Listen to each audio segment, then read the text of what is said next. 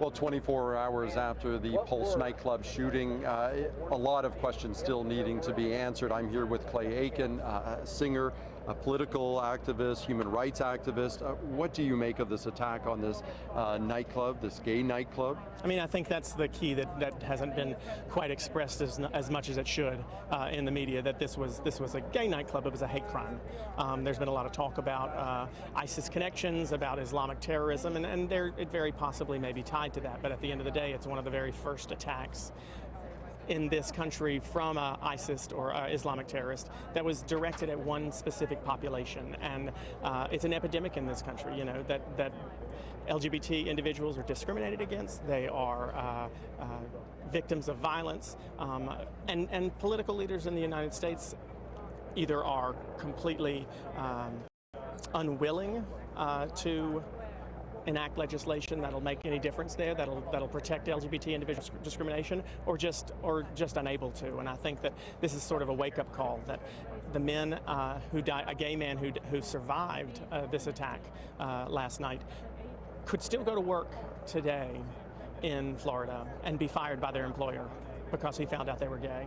And that's the case in 28 other states in this country. And this population of people we are discriminated against, and we are victims of violence all too often. And it's not okay to just blame it on Islamic terrorism or blame it on a Muslim religion when America has a pretty big problem with accepting people for their sexual orientation too. Around the world, there's been a reaction by the LGBT community. I know in Canada there were vigils last night.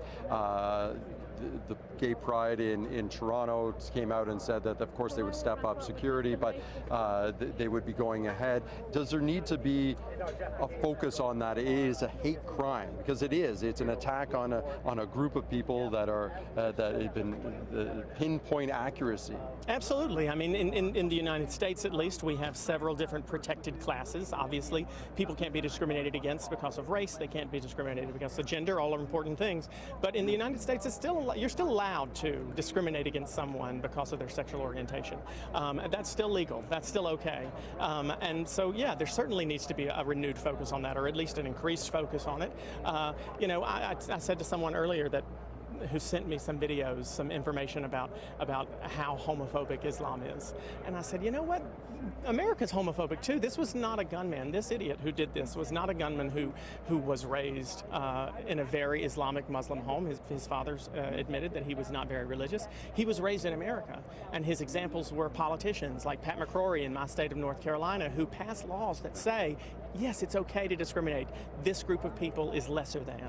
And so, yeah, we need to do more. We need to have a renewed focus on it. It's a horrible, horrible tragedy, but I think it would be even more of a dishonor to the people who died in this tragedy to ignore the fact that their lives before today they were victims of discrimination. And what do you make, finally, there have been headlines around the world talking about how ISIS has now targeted U.S. gays. What do you make of that type of statement? Is that a blurring of it, or a blending, or a taking away from the fact that it is what it is? Well, I think it's a taking away from the fact that it's not just ISIS that's targeted U.S. gays. I mean, Dallas police right now are still trying to solve over 30 crimes where men were beaten with baseball bats and left for dead on the side of the road in Dallas in the last few months. And you know, that wasn't an ISIS attack. We have had gay nightclubs burned down in Seattle in the last year or so. So it's not just ISIS that's doing it. Certainly, you know, no one's going to deny that Islam is not necessarily, you know, the Islamic terrorists are not necessarily friendly to homosexuals, but at the same time, it's a scapegoat to assume that they are the only people who are doing this to gays and lesbians and transgenders in this country. Well, thank you very much, Clay Aiken, singer, activist. We will be finding out a lot more about what the motives were behind this attack in the days to come. Back to you.